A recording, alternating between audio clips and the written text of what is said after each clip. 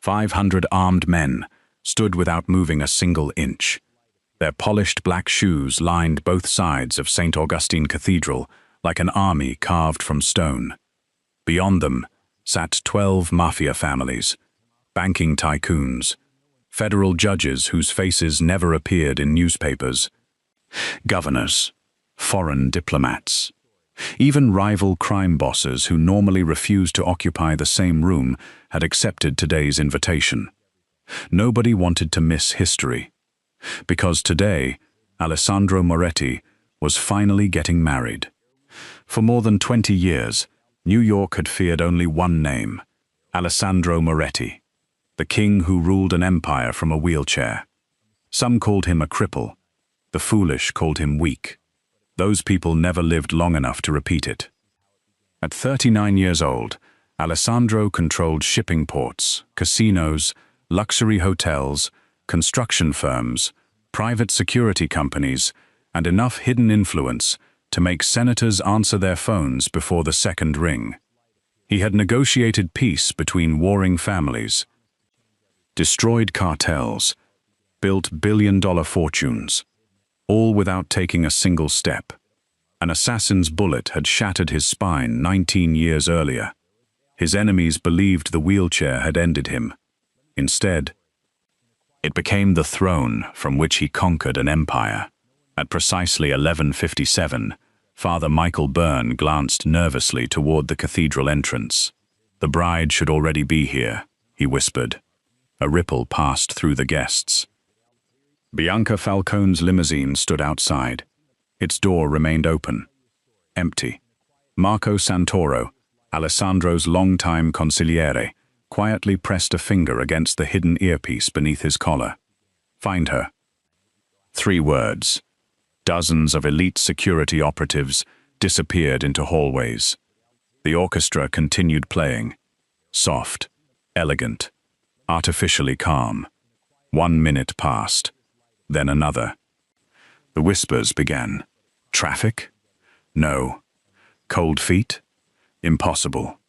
The Falcone family would never risk this. Across the cathedral, Alessandro remained perfectly still. His tailored charcoal suit looked flawless.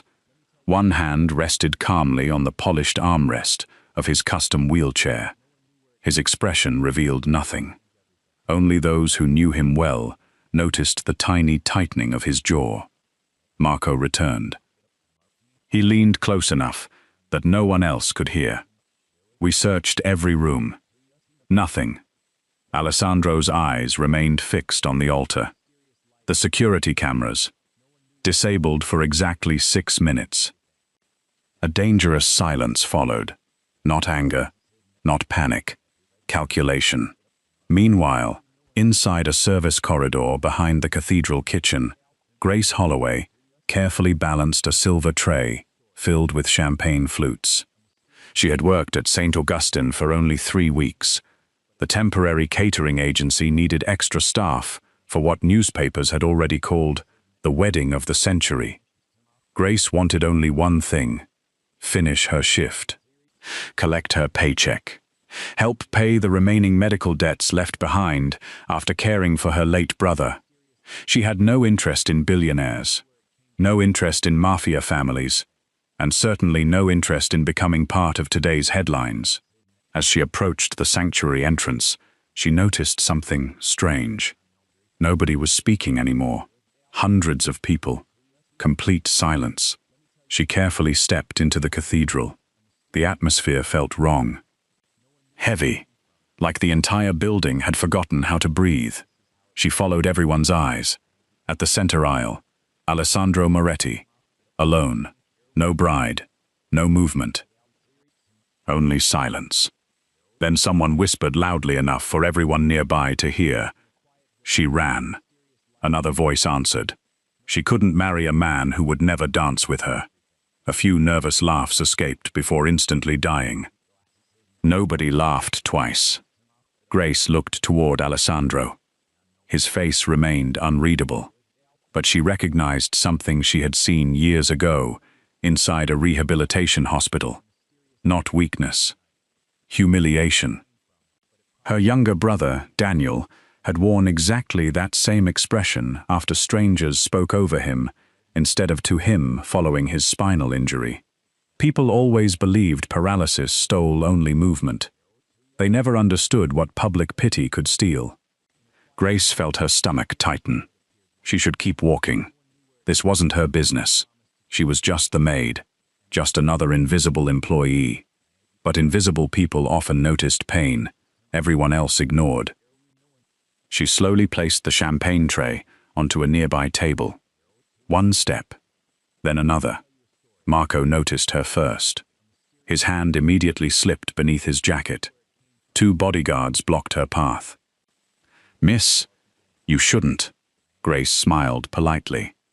"I only need 30 seconds. "No." She nodded. "I understand." Then she looked directly at Alessandro instead. Their eyes met across several meters of polished marble. For the first time all morning, someone wasn't looking at his wheelchair. She was looking only at him. Alessandro slightly lifted one finger. The guards froze. Marco hesitated, then reluctantly stepped aside. Every guest watched in complete disbelief as an unknown maid crossed the cathedral floor toward the most dangerous man in New York. Grace stopped in front of him. Close enough to see exhaustion hidden beneath absolute discipline. Close enough to realize he wasn't furious. He looked lonely. She offered the smallest smile, not out of pity, out of respect. "I'm sorry," she said softly. "I know those words don't change anything." Alessandro studied her face. "You should return to work." "I probably should." Neither moved. Neither looked away. Then Grace quietly asked the question no one inside the cathedral would ever forget. "If she abandoned you," she took a slow breath, "would you honor me with this dance instead?" The cathedral seemed to stop existing. 500 armed men forgot to breathe. Marco nearly dropped the communication device in his hand. Several rival bosses exchanged stunned looks. Father Michael closed his prayer book. Even the orchestra stopped playing. Nobody understood what this ordinary maid thought she was doing. Alessandro remained silent for several long seconds. His eyes searched hers, expecting mockery. He found none. Only kindness. Then, almost too quietly to hear, he asked, "You know I cannot stand." Grace's smile became warmer. "I know." She gently extended her hand anyway. "That's why I asked you to dance. Not to stand." No one moved. Not the bodyguards. Not the priests. Not the politicians. 500 armed men waited for a single word from Alessandro Moretti. His gaze remained fixed on Grace's outstretched hand. It had been nearly 2 decades since anyone had invited him to dance, not out of obligation, not for charity, not for publicity, simply because they wanted to share a moment with him. A faint smile, so small most people missed it, appeared at the corner of his mouth. "Marco," Alessandro said quietly. His consigliere stepped forward immediately. "Music." Marco blinked. "Sir." "You heard me." Within seconds, the stunned orchestra scrambled back into position. A hesitant violin filled the cathedral. Then a piano joined. The melody was soft, almost fragile. Grace stepped beside Alessandro rather than in front of him. She never reached for the handles of his wheelchair. Instead, she offered her hand again. "May I?" He nodded once. She gently placed her hand over his. Not guiding him, simply accompanying him. As the orchestra played, Grace began walking slowly beside the wheelchair. Alessandro activated the silent electric controls with one hand. Together, they moved down the center aisle.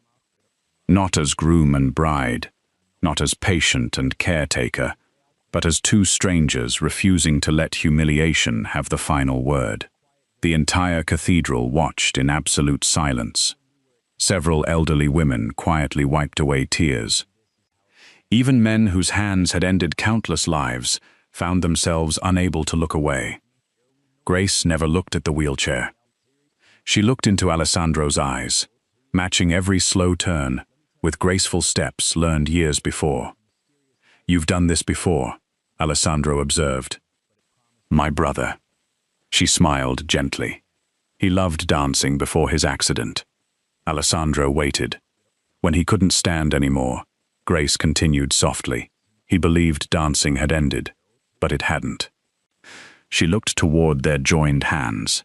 It only changed. For the first time that morning, Alessandro lowered his emotional guard. What happened to him? He passed away 3 years ago. "I'm sorry." "So am I." Neither spoke for several moments. The music carried the silence instead. At the far end of the cathedral, Marco noticed something else. The Falcone family. Rocco Falcone had gone pale. Too pale. His expensive smile had completely disappeared. Instead of looking embarrassed by Bianca's disappearance, he looked nervous. Marco quietly activated his earpiece. "Team 2. Sir? I want every exit locked. No one from the Falcone delegation leaves this property." Meanwhile, whispers spread through the pews. Who is she? Does Alessandro know her? Is this planned? Impossible. Across the aisle, Isabella Romano, one of the Moretti family's oldest allies, watched Grace carefully. She had spent 30 years reading people. Liars avoided eye contact. Gold diggers admired wealth. Opportunists chased attention. This young woman sought none of those things. If anything, she looked uncomfortable being watched. Interesting, Isabella thought. Very interesting. The music slowly came to an end. Grace released Alessandro's hand. "Thank you." He tilted his head slightly. "I believe I'm supposed to thank you." A faint blush colored her cheeks. "I should probably get back to serving champagne." Before she could step away, Marco approached. "Miss Holloway." She turned. "Our employer would like a word." Grace frowned. "I don't work for him." Marco allowed himself the smallest smile. "You might."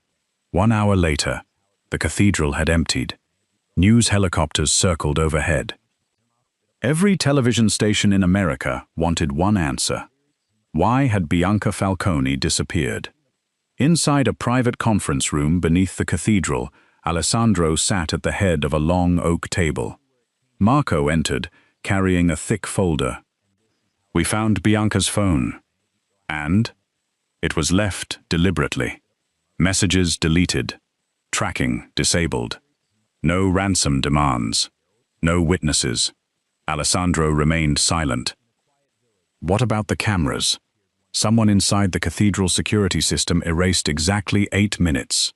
Professional? Very. Before Alessandro could respond, another knock interrupted them. Grace cautiously stepped inside, still wearing her simple black maid's uniform.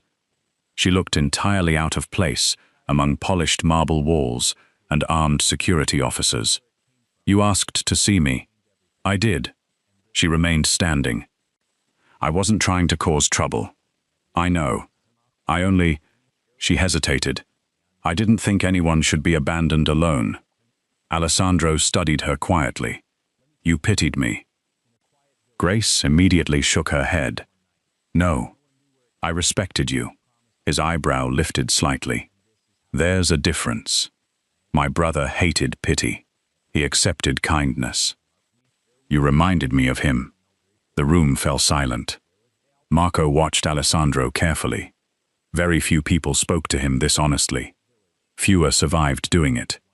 Yet Alessandro seemed calmer. "You mentioned your brother, Daniel. You helped him recover?" Grace nodded. "For 6 years. Physical therapy. Adaptive dance. Daily rehabilitation.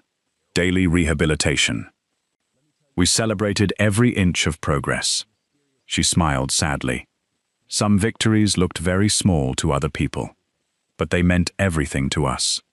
Alessandro leaned back. "Adaptive dance. You teach it?" "I used to." "What changed?" "The hospital closed. Medical bills didn't. So I took whatever work I could find." Before anyone spoke again, Marco's phone vibrated. He glanced at the screen. Then his expression darkened. "Sir, what is it?"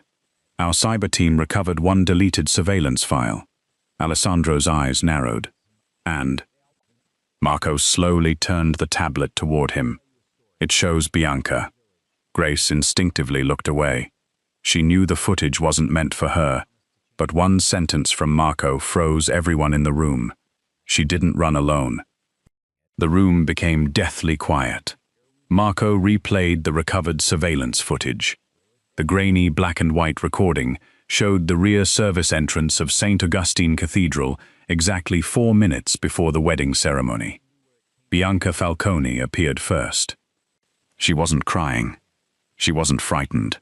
She wasn't being forced into a waiting vehicle. Instead, she walked calmly toward a black SUV. A man in a tailored overcoat opened the rear door for her. She smiled, then climbed inside without hesitation. The vehicle disappeared into downtown traffic. Marco stopped the video. "No signs of coercion," he said. "She left voluntarily." Alessandro didn't respond. He studied every frame, every reflection, every shadow. "Play it again." The footage rolled a second time. Grace remained near the doorway, uncertain whether she should leave. She had no business watching confidential evidence. Yet Alessandro spoke without looking at her. "Stay." She froze. "I don't want to intrude." "You aren't." Marco restarted the clip. This time, Alessandro ignored Bianca completely. Instead, his attention settled on the church clock visible above the service entrance. Pause. The image froze. "What do you see?" he asked. Marco frowned. "The clock. The SUV. Bianca. No." Alessandro pointed toward a reflection in the polished window beside the entrance. "There." Marco leaned closer. At first it looked like nothing more than distorted light. Then he saw it. A second vehicle, parked across the street, almost hidden. Its headlights remained off. "It wasn't waiting for Bianca," Alessandro said quietly. "It was watching the cathedral." Marco immediately understood. Surveillance. Exactly. Someone hadn't merely arranged Bianca's disappearance. Someone had wanted witnesses. Someone had wanted every powerful person in New York to watch Alessandro Moretti be abandoned at the altar. This wasn't a failed wedding. It was psychological warfare. 3 hours later, news channels across America replayed the same headline: "Runaway Mafia Bride." Political commentators mocked the scandal. Financial analysts questioned whether the Moretti shipping empire would survive public humiliation. Anonymous internet sources claimed Alessandro had become too weak to lead. Inside Moretti Manor, nobody dared mention the broadcasts. The mansion itself resembled a fortress. Iron gates, stone walls, armed patrols. Generations of family portraits watched silently from marble hallways. Grace had never imagined a place like it. She stood awkwardly in the entrance hall, while household staff stared with open curiosity. That's her? The maid, the woman from the cathedral. She wished the polished floor would simply swallow her. An older woman approached with calm authority. Elegant silver hair framed a warm but observant face. "I'm Isabella Romano." Grace shook her hand. "Grace Holloway." "I know." Isabella smiled gently. "My grandson hasn't stopped talking about you." Grace blinked. "Your grandson?" "Marco." Grace looked across the hall, where Marco immediately pretended to examine a painting. She couldn't help smiling. The first genuine laugh heard inside the mansion all day echoed softly through the corridor. Even Marco surrendered with a sheepish grin. The oppressive atmosphere eased, if only for a moment. That evening, Alessandro sat alone in his private library. Floor-to-ceiling bookshelves surrounded him. The room smelled of leather, cedarwood, and old paper. Yet his attention remained fixed on a single photograph resting on his desk. It had been taken before the assassination. A younger Alessandro, standing beside his parents, both alive, both smiling. He quietly turned the frame face down. A knock interrupted his thoughts. "Enter." Grace stepped inside, carrying a tray with coffee. "I wasn't sure whether you wanted company." "I didn't," she nodded. "I'll leave the coffee." As she turned to go, Alessandro spoke again. "Why didn't you ask me whether I would ever walk again?" Grace looked back, because that wasn't the question that mattered. Silence lingered. My brother hated that question. He preferred people asking what he loved, what he feared. What made him laugh? He said paralysis became everyone's entire conversation. She met Alessandro's eyes. "I didn't want to do that to you." Something shifted inside him, not dramatically. Not enough to erase years of isolation, but enough to remind him what ordinary conversation felt like. "What made your brother laugh?" Grace smiled. "Bad magic tricks." He knew every card trick ever invented.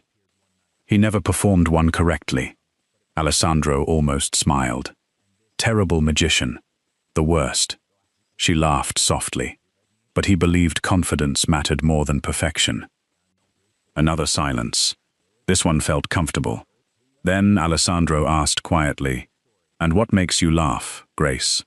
She seemed surprised by the question. "I haven't really thought about it in a long time." "You should." Before either could continue, Marco entered without knocking. His expression was grim. "We've identified the man who opened Bianca's car door." Alessandro's attention sharpened instantly. "Who?" Marco placed a photograph onto the desk.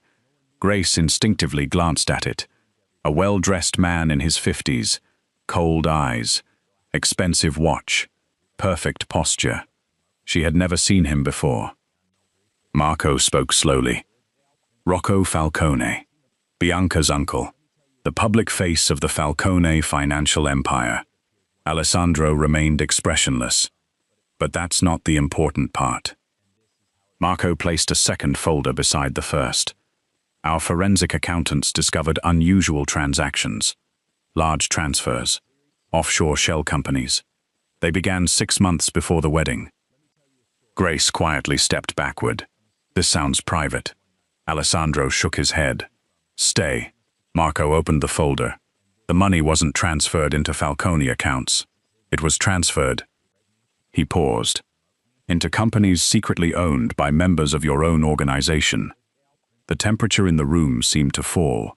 Marco slid several photographs across the desk. Trusted captains, senior advisors, men who had served the Moretti family for decades, one by one, each connected to hidden payments, each connected to encrypted communications. Grace watched Alessandro's face carefully. He didn't explode. He didn't shout. His stillness frightened her far more than anger would have. Finally he spoke.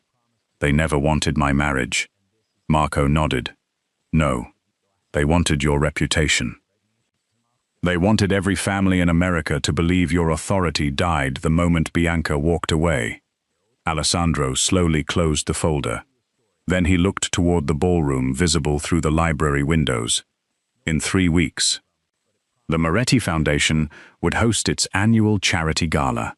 Every influential family in New York would attend. For years it had been little more than a formal celebration. Now, it could become something entirely different." Alessandro turned back toward Marco. "Send invitations." Marco frowned. "For the gala. For everyone. The Falcone family. The commission. The governors. The judges. The press." Grace looked at him in confusion. "You still want them to come?" Alessandro's eyes hardened with quiet resolve. "No, I need them to come." 3 weeks later, the annual Moretti Foundation Charity Gala transformed the Grand Metropolitan Ballroom into the most heavily guarded building in New York. Crystal chandeliers illuminated polished marble floors. A full orchestra performed beneath a vaulted ceiling, painted with scenes of Renaissance triumphs. Outside, television crews packed the sidewalks. Inside, every influential figure who mattered had arrived. Governors, federal judges, business magnates, foreign investors, the heads of the 12 families. And, exactly as Alessandro had expected, the Falcone delegation. Rocco Falcone entered first, wearing an immaculate tuxedo and a smile polished by decades of deception. At his side walked Bianca. She looked stunning. Designer gown, perfect makeup, confident posture. To the cameras, she appeared untouched by scandal. To Alessandro, she looked like someone rehearsing a role she no longer believed. Across the ballroom, whispers spread. She's actually here. I thought Alessandro would ban her. Why invite the woman who humiliated him? Nobody understood. That was precisely the point. Grace stood quietly near the ballroom entrance. She no longer wore a maid's uniform. Instead, Isabella had insisted she accept a simple emerald evening gown. Elegant, modest, comfortable. Grace had protested for nearly an hour. It costs too much. Isabella had smiled. It belongs to my granddaughter. She would have wanted someone kind to wear it. Grace finally accepted. Even now, she still felt out of place among billionaires. She instinctively searched the room for Alessandro. He noticed immediately. Their eyes met. He offered the smallest nod. It somehow settled her nerves. At precisely 8 o'clock, Marco stepped onto the stage. Ladies and gentlemen, Mr. Alessandro Moretti. The conversations stopped. Alessandro rolled calmly toward the center of the ballroom. No dramatic music. No grand entrance. Only quiet confidence. He waited until every conversation disappeared. For many years, he began, this evening has celebrated hospitals, rehabilitation programs, and families rebuilding their lives after tragedy. His voice remained steady. 3 weeks ago, many of you attended another event. Soft murmurs spread. My wedding. Nobody moved. I watched rumors travel faster than truth. I allowed them. Several reporters exchanged puzzled looks. Alessandro continued, because sometimes people reveal themselves only when they believe you have already fallen. He lifted one hand. The massive projection screen behind him illuminated. Security footage appeared. The cathedral. The rear entrance. Bianca calmly entering the waiting SUV. Gasps echoed across the ballroom.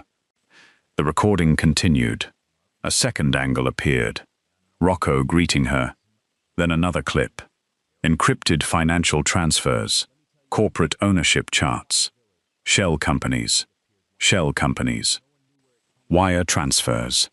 One name after another. Several respected Moretti captains lowered their heads. Others quietly attempted to move toward the exits. Too late. Every doorway had already been sealed. Marco calmly addressed the room. No one leaves. Not a single bodyguard raised a weapon. They didn't need to. Evidence had become stronger than violence. Rocco finally laughed. A slow, dismissive laugh. So this is your revenge? He stepped into the center of the ballroom. You embarrass your former fiancé with accounting records. Alessandro looked at him calmly. No, I expose a conspiracy. Rocco shrugged. You still lost your bride. Several nervous guests glanced between the two men. Then Rocco delivered the sentence he believed would finish Alessandro forever. Tell them the truth. You were never abandoned because of politics. He pointed openly toward the wheelchair. She left because no woman wants to spend her life pushing a husband who cannot even stand beside her. Silence crashed across the ballroom. Grace's heart sank. Bianca closed her eyes. Even she hadn't expected her uncle to say it aloud. For several long seconds, Alessandro said nothing. He simply looked around the room, at powerful men, at frightened allies, at political leaders. Then his eyes found Grace. She didn't offer instructions. She didn't plead. She simply smiled, the same quiet smile she had worn inside the cathedral, the one that had reminded him dignity never depended on height. He turned back toward the crowd. When I was 20 years old, I believed strength meant walking into every room. He rested one hand on the arm of his wheelchair. Then a bullet changed my body. It also revealed something else. Many people confuse movement with courage. He slowly looked toward every guest. I negotiated peace from this chair. I built hospitals from this chair. I protected thousands of families from this chair. My legs stopped working. My principles never did. The ballroom remained completely silent. Then Alessandro looked directly at Bianca. You did not reject a disabled man. You rejected a loyal man. There is a difference. Bianca's composure finally broke. Tears filled her eyes. She couldn't finish. Instead, she turned toward the cameras. My uncle planned everything. The confession echoed through the ballroom. He told me Alessandro's public humiliation would destroy his alliances. He promised no one would ever trust him again. Rocco's face hardened. Enough. Bianca shook her head violently. He bribed members of your organization. He arranged the surveillance. He wanted every family to believe Alessandro had become weak. She pointed directly toward her uncle. I was a coward. But he was the architect. Federal investigators quietly emerged from side entrances. They had been waiting all evening. Financial crimes, organized crime division, federal prosecutors. Marco calmly handed over sealed evidence. No gunfire, no executions, no blood, only truth. Rocco looked around desperately. None of the men he had secretly paid stepped forward. Not one. Because every betrayal had already been documented, every account frozen, every communication intercepted. For the first time in decades, Rocco Falcone understood what real defeat looked like. As agents escorted him away, he shouted one final insult. You'll always be the cripple they pity. The words echoed through the ballroom. Nobody answered. Nobody laughed. Nobody agreed. Instead, one person began clapping. Grace, softly. Then Isabella joined. Then Father Michael. Then Marco. Within seconds, the applause spread across the ballroom. Not for revenge, not for victory, for dignity reclaimed. Alessandro lowered his eyes for a brief moment. It was the first standing ovation he had ever received, without anyone standing for him. 6 months later, spring arrived quietly in New York. The newspapers had finally stopped calling it the wedding scandal. Instead, they wrote about something far less sensational. The Moretti Foundation had opened 3 new rehabilitation centers across the state. Every program was free for families recovering from spinal injuries. Every building carried the same inscription above its entrance. Dignity is never measured by what the body cannot do. Grace smiled every time she walked past those words. Because she knew exactly where they had come from. The grand metropolitan ballroom looked different tonight. No armed tension, no whispered conspiracies, only laughter, music, conversations. The annual fundraising gala had become a celebration instead of a battlefield. Doctors mingled with donors. Children who had completed rehabilitation programs proudly demonstrated new wheelchairs designed for competitive sports. Parents wiped away grateful tears. Across the room, Marco leaned toward Isabella. You were right. She smiled knowingly. I usually am. You told me she would change him. No. Isabella gently corrected him. She reminded him who he already was. Near the ballroom entrance, Grace adjusted the bracelet on her wrist. She still felt uncomfortable wearing elegant gowns. She still caught herself checking whether she truly belonged in rooms like this.